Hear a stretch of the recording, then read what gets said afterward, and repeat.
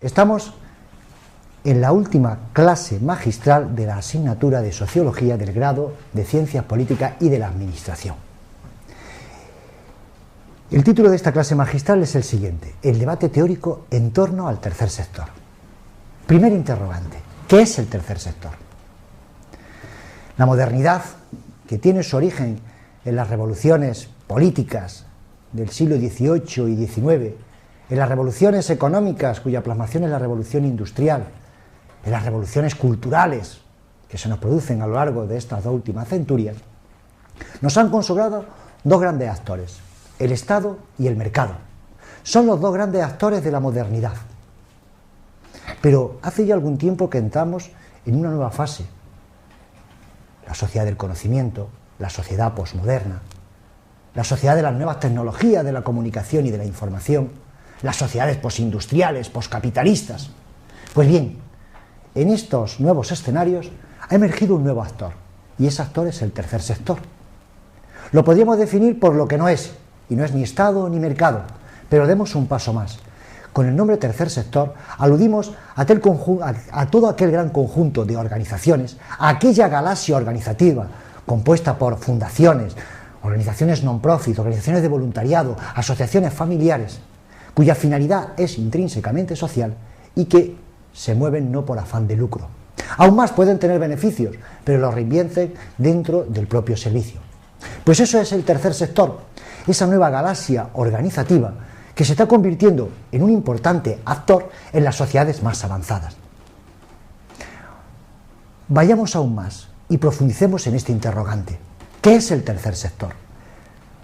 Pues es una cultura que induce a los grupos sociales a relacionarse de forma solidaria, marcado por una autorregulación de los actores que va desde el puro don al intercambio recíproco, con la posesión de una organización operativa con un mínimo de criterios de gestión formalizada y la transmisión de un rol societario que le convierte en un específico productor de bienes relacionales secundarios o colectivos, que son diferentes tanto de los bienes públicos producidos por parte del Estado como los bienes privados producidos por el mercado.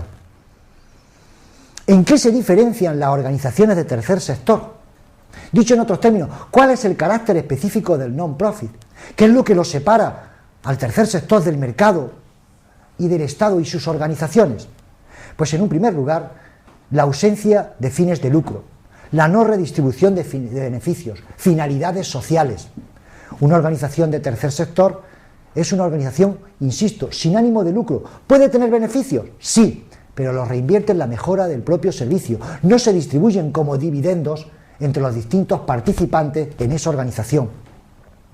Otro elemento distintivo de la organización del tercer sector es la presencia de voluntarios, no simplemente de personal contratado. Un etos igualitario y participativo. Y por último, la separación entre consumidores finales y financiadores. Ese es el tercer sector, uno de los grandes actores de las sociedades avanzadas, que está cada vez jugando un papel más decisivo en los estados de bienestar. El objetivo de esta clase es presentar los distintos acercamientos teóricos a este nuevo actor. Y en un primer lugar vamos a ver las aportaciones procedentes de la economía. Las figuras más representativas de la ciencia económica que han intentado explicar el tercer sector y su funcionamiento son Burton Brisbois, Henry Hartman y Stanley Jay. ¿Cuáles son las premisas fundamentales de sus aportaciones? Por una parte, nos encontramos con la teoría del elector medio.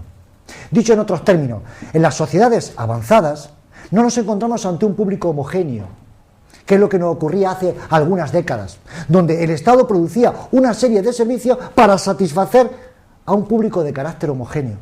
Nuestras sociedades se han hecho cada vez más complejas, la población demanda cada vez más servicios personalizados, cualitativamente mejores.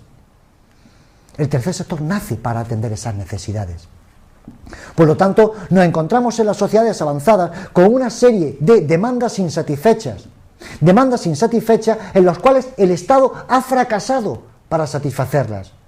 El tercer sector nace para satisfacer esas demandas, para proveer nuevos servicios ante nuevos escenarios como pueden ser el aislamiento de ancianos, fenómenos como drogodependencia o toxicomanías, o por ejemplo problemas derivados del envejecimiento de la población o la atención de la infancia. Si estas eran las aportaciones procedentes de la economía, la ciencia política también ha intentado explicar lo que es el tercer sector. Y su punto de partida es el vínculo estructural del universalismo y la diversidad, entendida como diferencia de opiniones, de morales de referencia, de opciones políticas y religiosas. En ese contexto, ¿qué es el tercer sector? Pues el tercer sector es una versión privada del gobierno. Dicho en otros términos, nuestras sociedades son más complejas. Encontramos que los actores tradicionales, partidos políticos y sindicatos, pues no recogen todas las demandas de una sociedad que es cada vez más compleja. ¿Qué es lo que ocurre? El tercer sector nace para reunir a públicos heterogéneos. De tal manera que el tercer sector se nos convierte en lo que decíamos con anterioridad, una versión privada del gobierno, y a través de ellas el propio gobierno puede mantener conjunta y contemporáneamente diversas posiciones, ser laico y confesional, de derechas y de izquierda, abortista y antiabortista, favorable a favor de la familia nuclear o en contra de la familia nuclear. También la sociología se ha acercado al tercer sector y los interrogantes a resolver por parte de la sociología han sido los siguientes. 1. ¿Por qué existen las organizaciones de tercer sector? 2. ¿Existe alguna diferencia entre el tercer sector y el resto de organizaciones que componen los sistemas complejos? La sociología ha desarrollado hasta el día de hoy en su acercamiento al tercer sector 3 planteamientos. Por un lado, el planteamiento contingentista, por otro lado, la teoría de la ecología de las poblaciones organizativas y por último, el planteamiento de la morfogénesis de la sociedad civil. El resto de esta sesión magistral lo dedicaremos a ver cada uno de estos planteamientos. Empecemos por el planteamiento contingentista. Sus principales representantes, Di Maio y Anneyer. Y la respuesta al nacimiento de las organizaciones non-profit ofrecida por estos autores es la siguiente: la adaptación a las condiciones ambientales que varían en función de los contextos geográficos y los periodos históricos. Dicho en otros términos, el tercer sector se desarrolla en diferentes contextos teniendo en cuenta cuál es la estructura de estado de bienestar que existe en estos contextos. Respecto a la respuesta que ofrecen Di Maio y Anneyer a las diferencias entre el tercer sector, el Estado y el mercado es el siguiente. El eje de la diferenciación lo constituye la respuesta legal y su configuración, así como los factores institucionales. A continuación, la teoría de la ecología de las poblaciones organizativas.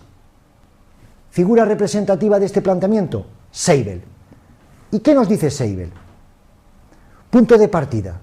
La supervivencia de toda organización está ligada a la satisfacción de los desafíos establecidos por el ambiente. Dicho en otros términos, una organización vive, se mantiene y no desaparece mientras sea capaz de afrontar las necesidades del ambiente en el cual está insertada. El siguiente paso, en el que Seibel es deudor de los planteamientos de Williamson, nos dice que las burocracias y la jerarquía son las formas organizativas más capaces para reducir los costes de transacción. Dicho en otros términos, es la organización burocrática la que mejor ofrece respuestas a las necesidades planteadas por el ambiente y lo hace de una forma más eficiente y más eficaz. Dicho eso, el interrogante que aborda Seibel es el siguiente. Entonces, ¿por qué surge el tercer sector? El tercer sector para Seibel aparece como un engendro organizativo, guiado por la tendencia al isomorfismo y que terminará por uniformarse con las burocracias públicas y privadas.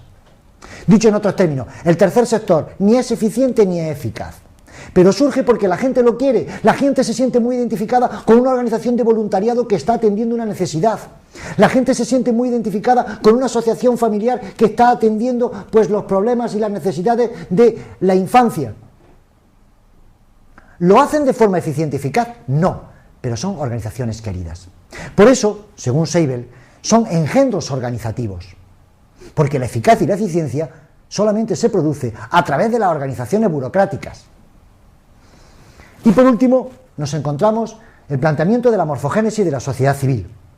La figura más representativa de este planteamiento es Lester Salomon. Lester Salomon, cuyos estudios realizados a través del Institute for Policy Studies de la Johns Hopkins University se convierten al día de hoy en un punto de referencia. ¿De dónde parte Lester Salomon?